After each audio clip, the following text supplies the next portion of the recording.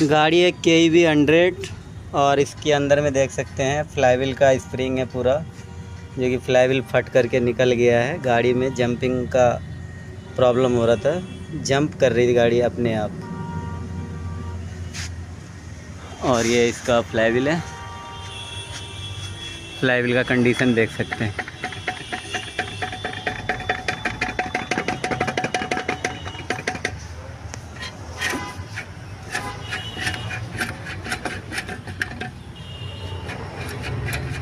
देखिए कितना राउंड हो रहा है गाड़ी।